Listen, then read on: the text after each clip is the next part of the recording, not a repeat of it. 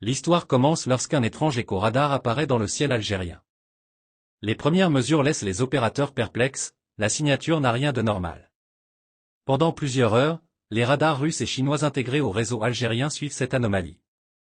Finalement, les ingénieurs réalisent qu'il ne s'agit pas d'un phénomène atmosphérique, mais d'un drone furtif d'une catégorie totalement inconnue. Les analystes comprennent très vite qu'il ne peut s'agir que d'un appareil américain de dernière génération, sans doute un prototype. L'armée algérienne se met en alerte silencieuse, et un S-400 verrouille la cible sans la détruire immédiatement, cherchant à savoir si l'appareil peut être forcé à atterrir. Mais face à l'impossibilité technique de le détourner, l'ordre tombe, l'appareil doit être neutralisé.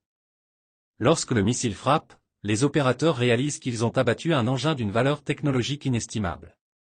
L'appareil s'écrase dans une région désertique du sud, dans un silence total. Immédiatement, Alger envoie des équipes spécialisées, des commandos, des ingénieurs et même des unités cyber. Sur place, ils découvrent une épave étonnamment intacte, lisse, presque extraterrestre dans sa conception. Les équipes sécurisent la zone, récupèrent les modules sensibles et transportent le tout jusqu'aux installations ultra-secrètes de Regan et d'Angala, où des experts commencent les premières analyses.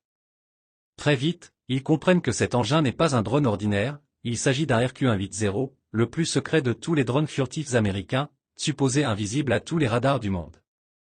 À Washington, la panique éclate. Le Pentagone tente immédiatement d'activer à distance les mécanismes d'autodestruction intégrés dans l'appareil, mais les systèmes de guerre électronique algériens bloquent complètement le signal. Les deux C-37B chargés d'assurer le brouillage et la récupération de contrôle échouent lamentablement, incapables de traverser le mur électromagnétique algérien. Pour la première fois, l'armée américaine est aveuglée sur un théâtre d'opérations africain.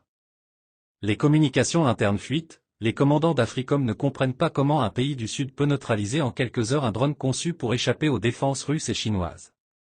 Dans les laboratoires de Regan, les ingénieurs découvrent une vérité effarante. Le drone transporte un module expérimental nommé Prométhée, une intelligence artificielle capable de prendre seule la décision de déclencher une frappe nucléaire tactique ou stratégique en cas de perte de communication avec sa base. Autrement dit, si le drone considérait qu'il était menacé, il pouvait décider, sans confirmation humaine, de guider une arme nucléaire.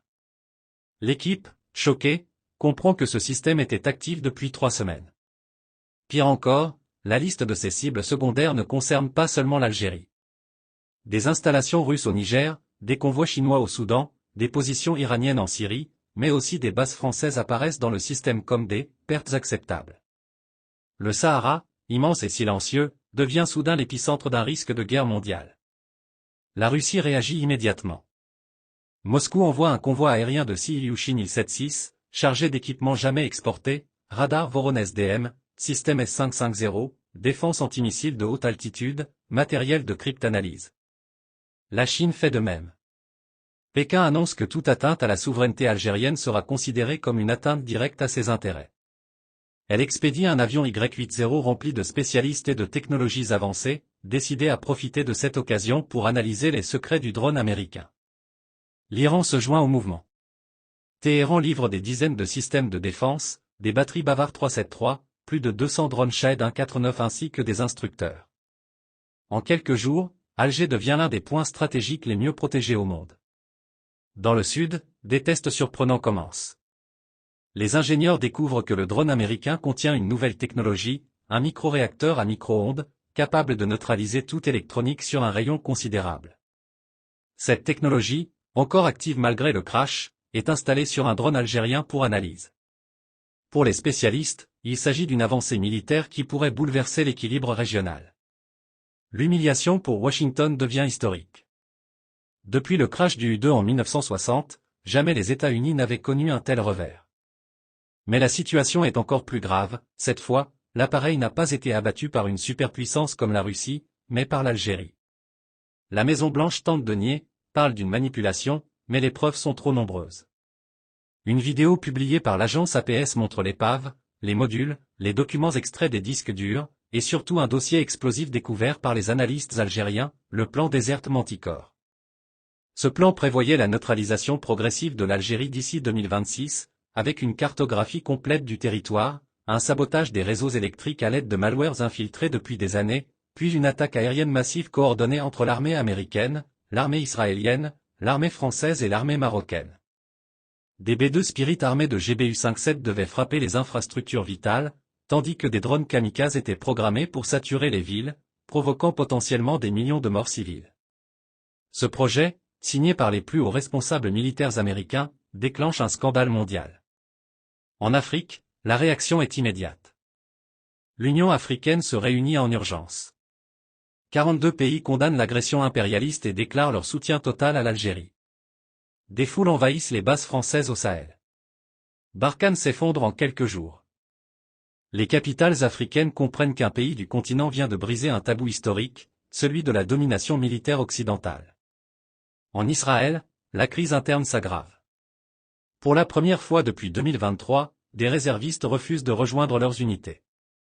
Les manifestations se multiplient, les critiques contre le gouvernement pleuvent. Les images diffusées par l'Algérie montrent clairement l'implication de l'unité 8200 israélienne dans le plan. La société israélienne vacille, choquée. À Alger, c'est l'inverse. La rue vit un moment presque mystique. Les places des Martyrs et du 1er mai se remplissent de milliers de personnes. On chante, on pleure, on rit, on s'enlace.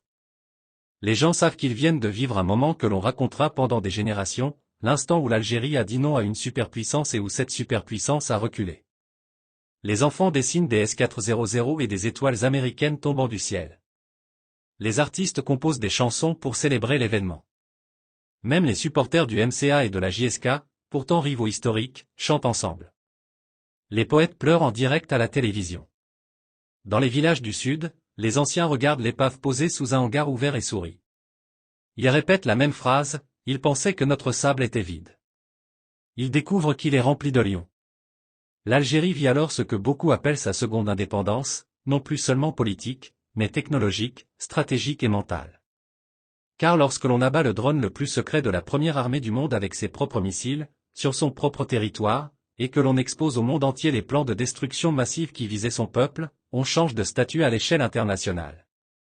L'Algérie n'est plus un pays dominé, elle devient une puissance émergente respectée, crainte, incontournable. Le récit s'achève sur une phrase lourde de sens, comme une promesse, ce moment historique n'est pas une fin. C'est un début.